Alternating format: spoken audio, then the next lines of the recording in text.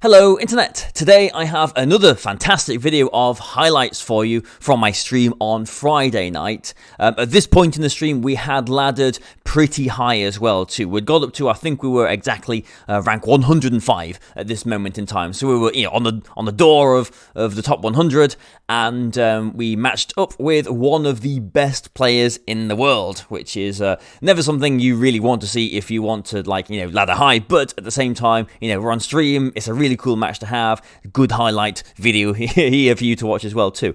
So yes, in the first game we're playing against another past international champion, and in the second game actually we get to see someone playing with a pretty cool combination of Glacier and Cinderace being used in quite a different way, so look forward to that as well too. But let's have this first game first against Eduardo, again one of the best players in the world.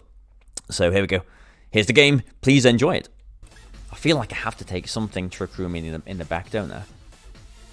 Or do I?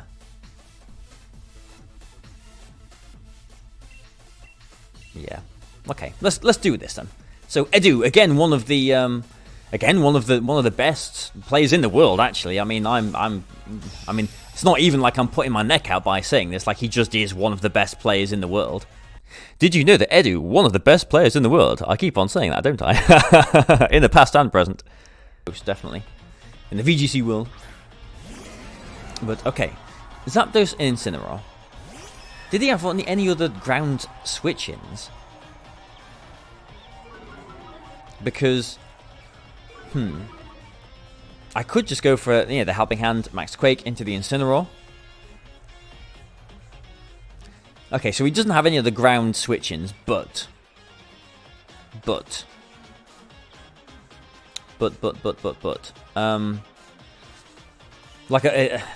Porygon or whatever could, or Mudsdale could easily swap into that. Does he know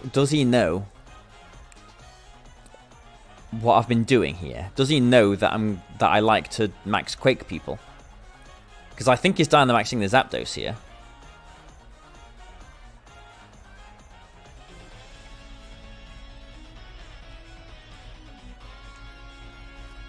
I'm going to do this. I think the Zapdos will survive this, but I'm thinking the Incineroar is going to swap into whatever he wants to take a Max Quake on. Yeah, it seems like it's the Tapu Fini. But what I am worried about is this Zapdos, one, surviving, and two, airstreaming, which it's obviously going to do. Like, he will be Dynamaxing here. Yeah, Helping Hand Max Quake was one option. But yeah, I did call him to fear that, which he has done. He's respected that option and put the Tapu Fini in there to take the potential Max Quake. But this Zapdos is bulkier than Thundurus, and so Zapdos will take this.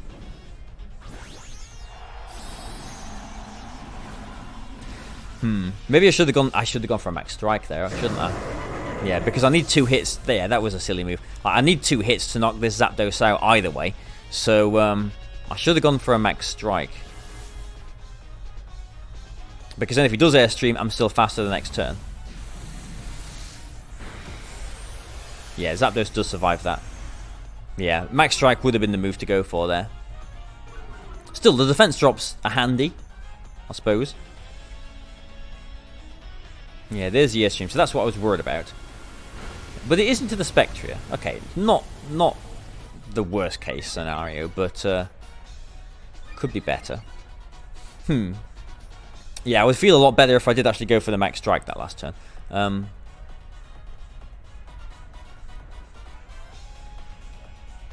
Okay. Let's do this then.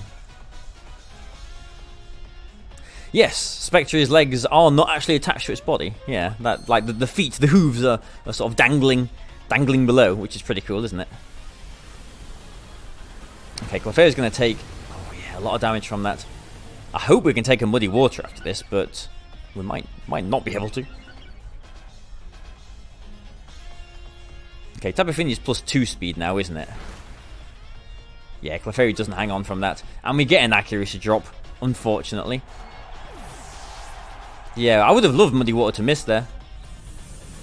Yeah, like I'm kicking myself for not going for the max strike. I called him to swap the Incineroar turn 1, but I knew that Max Phantasm wasn't going to knock the Zapdos out. I knew that 2 attacks was going to be needed to knock the Zapdos out there, so I should have gone. And I was saying, like, I was fearing the max airstream there, so I should have just been going for those max strikes.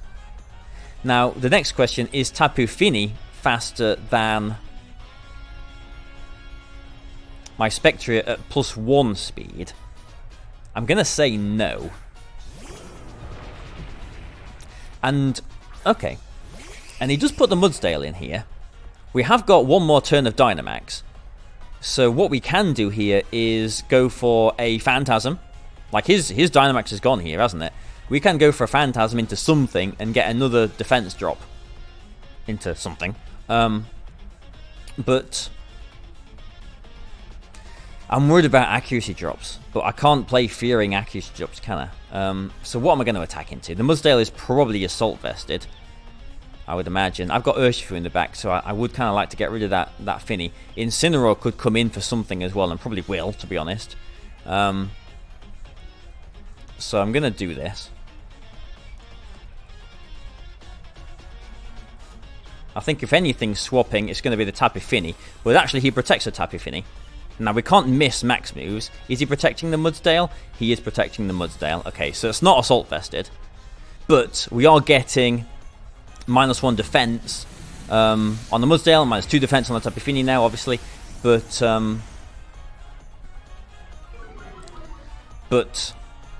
this Tapu Fini could be faster than my Katana, and probably is, to be honest, since it is at +1 speed still. And he has got the potential to swap in the Incineroar as well for an Intimidate. So I need to guess correctly here, don't I? And my Spectre at -1 accuracy is not a nice thought. But if I hit...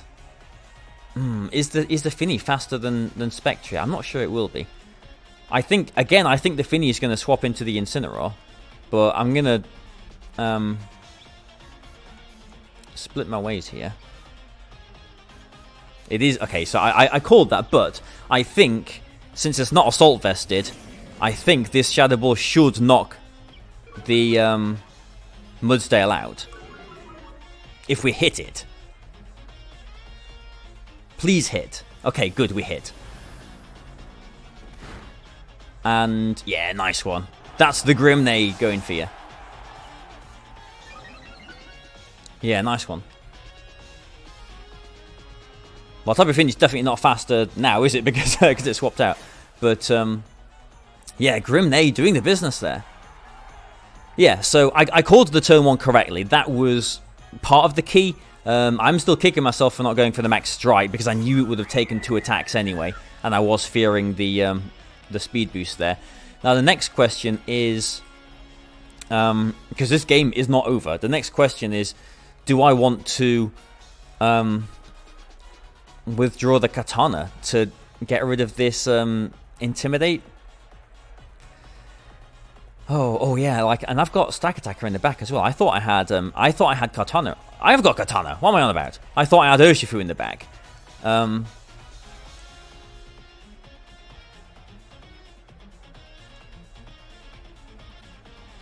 But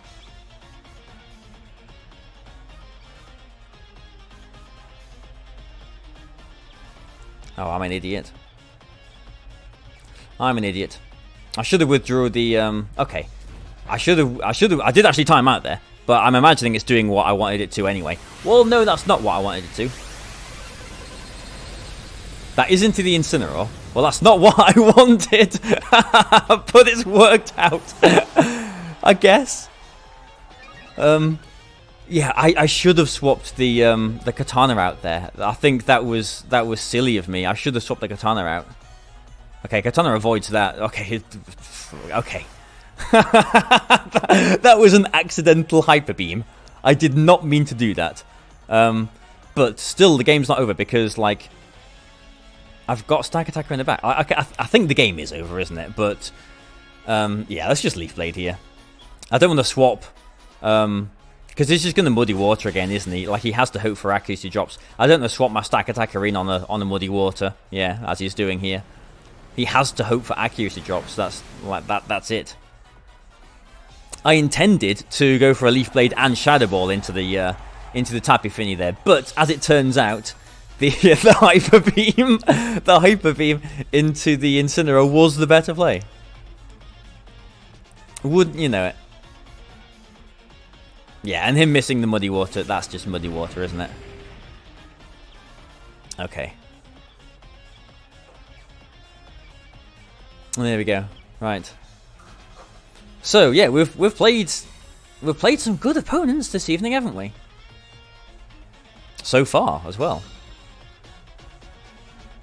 We've played I can technically say we've played multiple international champions. Eddie was an international champion, I'm pretty sure he is. But anyway, yeah, I mean, okay, let's say this Leaf Blade doesn't knock out the Tapu Fini, and accuracy, he'd need a lot of accuracy drops, wouldn't he? Yeah, I mean, okay, he's trying to protect out of this. Okay, and another Leaf Blade does get it there. Okay, so I guess what he was trying to do there was trying to get a double protect, maybe put himself out of range of another Leaf Blade. I can always miss. Actually, I can't always miss, can I? Because he didn't get the accuracy drop on Katana. Actually, yeah, so I think the game was over there. Yes.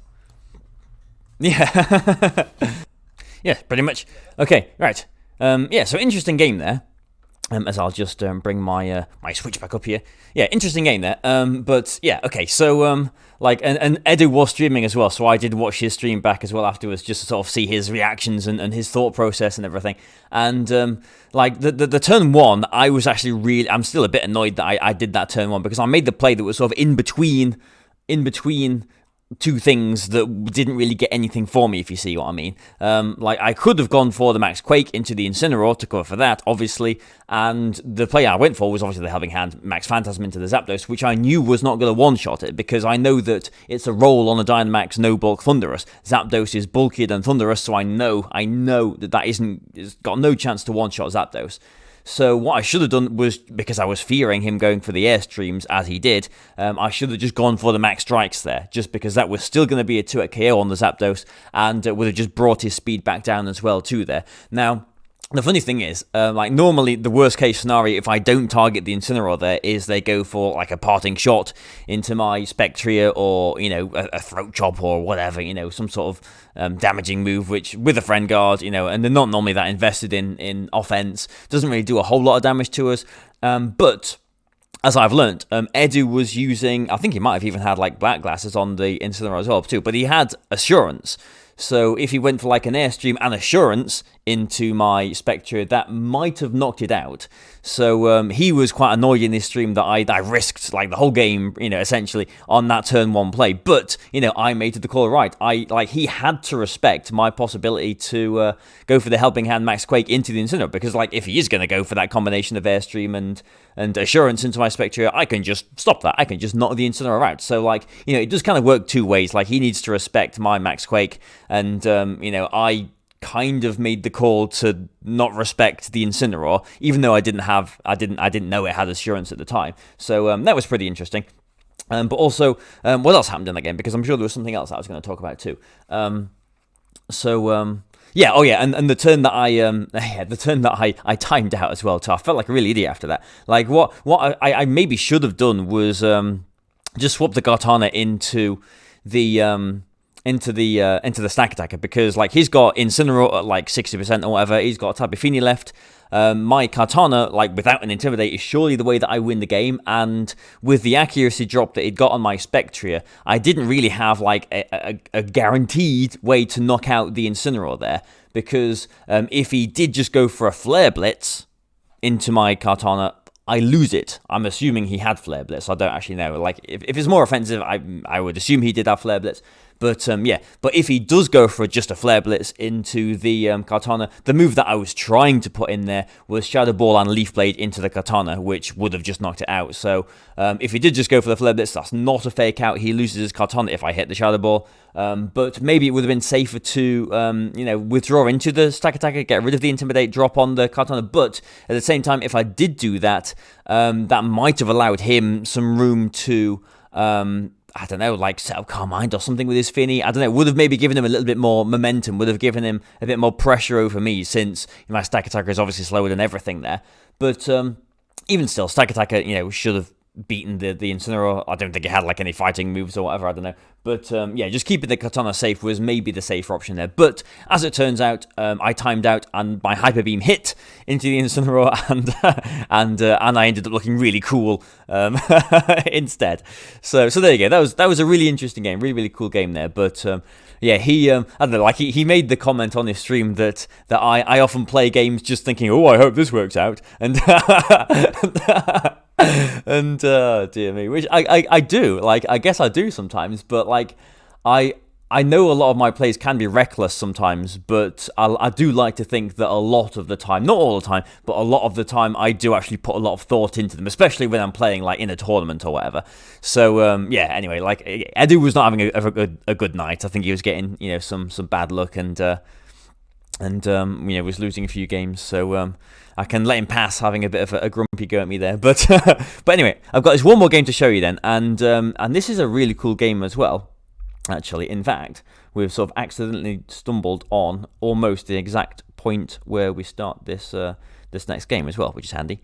So yes, here we go. Right, so this is the last game. So here's the video. Yeah, so I mean, again, not many people bring Glacier against us, because we have got Urshifu, Torkoal, Stack Attacker, Kartana. They all hit it for super effective big damage. Spectre does decent damage as well, too. I'm also noticing that there's 3 horses in this video: the Mudsdale, the Glacier, and the Spectre. So here we go. Enjoy this horse-filled video, and this last game here as well, too. A Dragapult Cinderace lead, Dragapult Landorus lead. That is what I'm worried about. But leading Clefairy Spectre means that we are at least covering the Dusclops, but I don't think he's going to bring it. But Urshifu, yeah, Urshifu, Kartana definitely, I think, in the back for these. Yeah. Okay, let's do this then. So yes, thank you for following, all of you.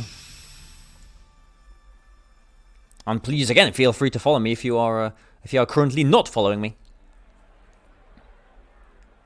Hyper Beam. Maybe we can get a Hyper Beam emote. Yeah. Okay. So what are they leading? Okay. Glacier Cinderace is not a lead I anticipated. I will be completely honest.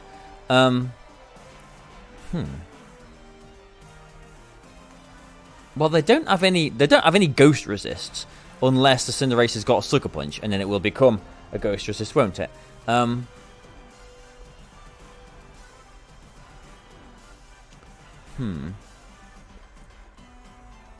He's going to Dynamax the Glacier here, isn't he?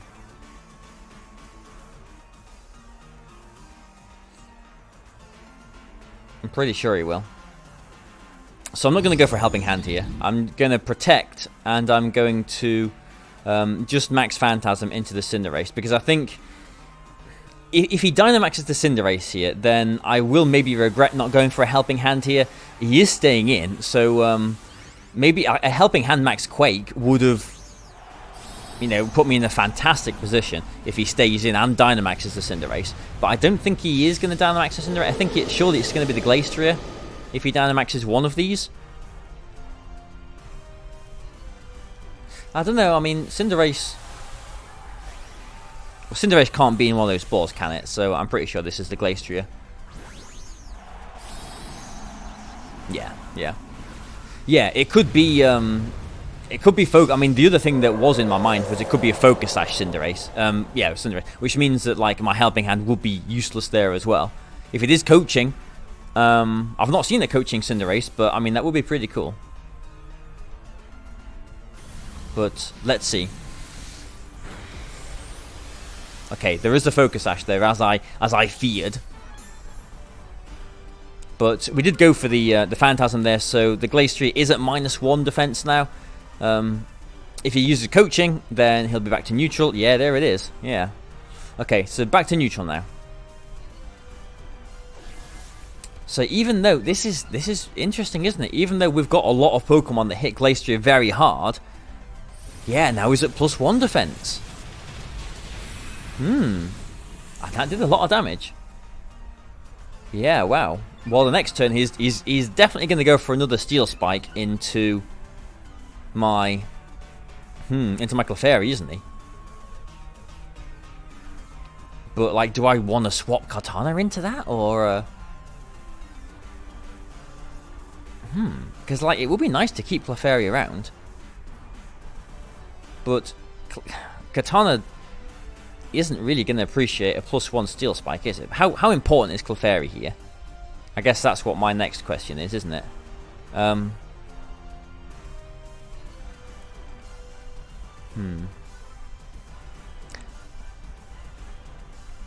Helping Hand doesn't get me anything here. A Grim Neigh would be nice.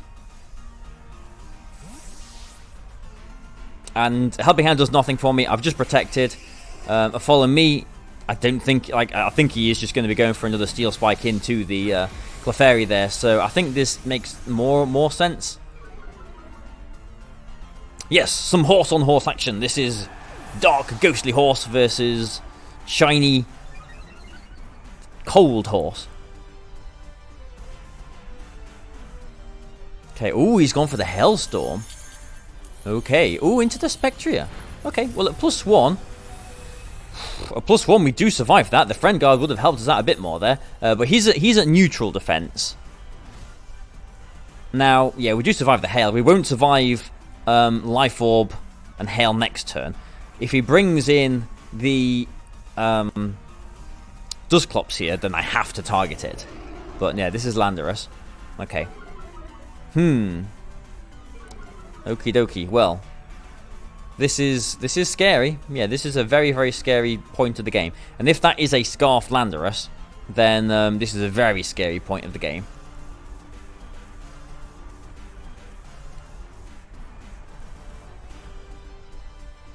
If we knock out the Landorus, then no, I'm actually going to target this into the Glacier. Because if we knock out the Landorus, he could get a free switch into the Dusclops.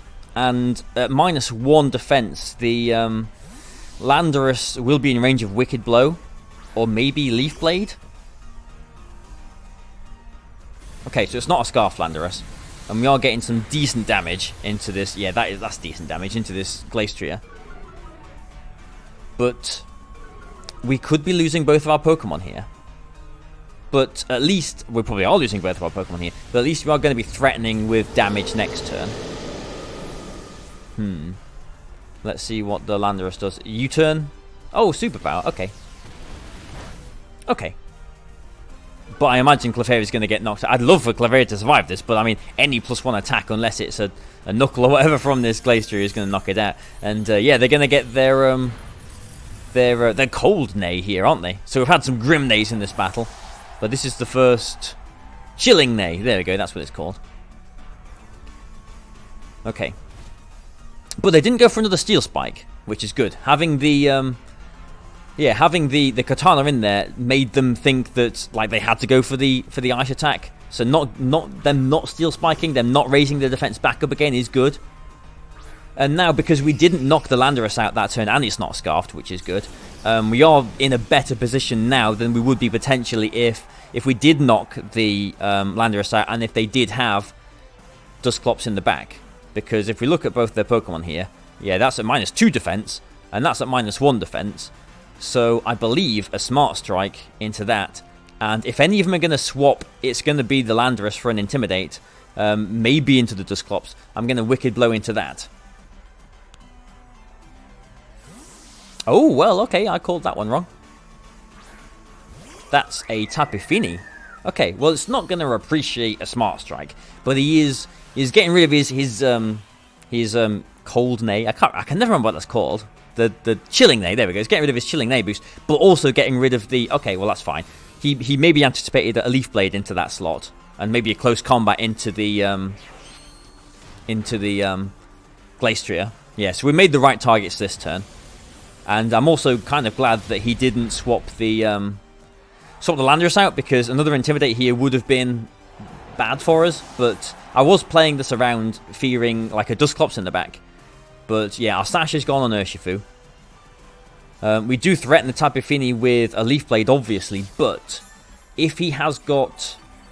this game isn't over. Like, if the Glastrier survives a close combat here, then he could win the game. No, not yet it isn't. It's not game over just yet. Because does he survive a close combat? Like, if he doesn't survive a close combat, I can just go for a Leaf Blade and a close combat. But I'm so used to using a choice band Urshifu. Now when I'm using an Urshifu that's not choice banded, I fear it not getting the knockout. Because worst case scenario here is I Leaf Blade into a protect of the Tapu Fini, and the Glastrier has close combat and knocks out the Kartana. That is the worst case scenario. Otherwise, like, there's no ally switches or anything here. Otherwise, we're not intimidated. I can just target this way. I think a close combat probably will knock the Glastrier out, but okay, there's no protect, so that's good. But I'm not, yeah, okay, we've won the game, but I'm not convinced that we will knock it out here. I do like choice band Urshifu, yeah. But if we were choice band Urshifu, that would have... Yeah, we do knock it out. That would have to have been a Wicked Blow there into the Glastrier instead, because we had to go for the Wicked Blow into the Landorus last turn. So the power is fantastic, but being able to change moves up is quite nice as well. Yes. Okay, right. Well, well, indeed. There we go. So, yeah, and that was a pretty cool game as well, because that Glastrier with the coaching, like, I've not seen that before, like I said. I mean, that was a really, really cool combination with... there we go. With the Cinderace coaching with the Glastrier there, and again, like, even though I've got all these things, like, this is just how good Glastrier is. I've got all these things that, you know, hit it for super effective damage, and it is still, when it Dynamaxes, you know, with a coaching boost or whatever, it is still such a threat. Like, wow, what a good Pokemon it is. You know, what a difficult Pokemon it is to take down as well. Although I suppose, you know, there are Intimidates, there are Burns, there are lots of ways around Glastrier that are not just attack it, and my team doesn't really have those means, I suppose. So, you know, maybe I'm giving it more respect than I should do, but even still, with this team, you know, it's still quite a challenge, even though I've got a lot of things that do hit it very hard. But another interesting thing about this game was that I don't often, just generally, I don't often like defensively swap and all that kind of stuff, but I did make some good swaps in this game. You know, anticipating the Steel Spike, bringing in the Kartana, although on that turn, actually, they went for the Hailstorm into the Spectre, didn't they? But then swapping the Clefairy back in again as well to preserve the Kartana, which we needed at the end of the game there as well, too. So, and then, like, obviously that stalled out their Dynamax on their Glastrier as well, and with the defense drops with the Max Phantasms, that put us in a decent position. And, yeah, I guess we kind of called the turn right there by not going for a close combat into the Glastrier and a Leaf Blade into the Landorus. We got it right with the Wicked Blow, which goes through Protect, obviously, getting the Landorus, and a Smart Strike, which at -1 defense, I think a Smart Strike would still knock out the Glastrier at that point, just because it was -1 defense. But then, yeah, it brings the Glastrier back in. It hasn't got any defense drops at that point, and yeah, I was actually worrying that, like, close combat, because I've really been, like, affected by the drop of power of not using Choice Band Urshifu. I was worried that close combat wasn't going to knock it out, but someone did post the calculation in the chat, and I think, like, the minimum is like 80% to Glastrier, so it was always going to be knocking it out there, unless it was like Chopper Berry or whatever. I'm not sure I even saw the item on the Glastrier, did we? But, like, if it was Chopper Berry, which I've never seen before, then it would have survived, I guess. But anyway, after because these two games were actually the last two of the entire stream. as I'll just bring the thing back up again as it's playing there. Yeah, I reached rank 59 in the entire world after those 2 games. So yeah, I was really happy with how the stream went. I did play, a lot of fantastic players on this stream. And we won. We won like all but like I think 2 games on this stream. One of the losses I did include in yesterday's video. The other loss, I can't even remember what it was, but I don't remember it being like a particularly good game or anything. But yeah, I've put the best videos here on YouTube for you. So I hope you've enjoyed this. I believe this video will be going up on Monday, so I am intending, although I'm recording this on Saturday, I am intending on streaming again on Monday evening, so catch me on stream, so follow me on Twitch right now, do it right now, please, because I'm intending on streaming tonight, as it is now, tonight, Monday night, so yes, join me then if you can. And if not, yeah, I'll do some more highlight videos, I'm sure, from the stream. But yes, please like this video. Please share it with your friends if you think they will like it. Please join me on Twitter, on Twitch, on Patreon if you would like to. But again, thank you very much for watching this. Thank you for your time. I hope you've got something out of this. Hope you've enjoyed it. And goodbye for now.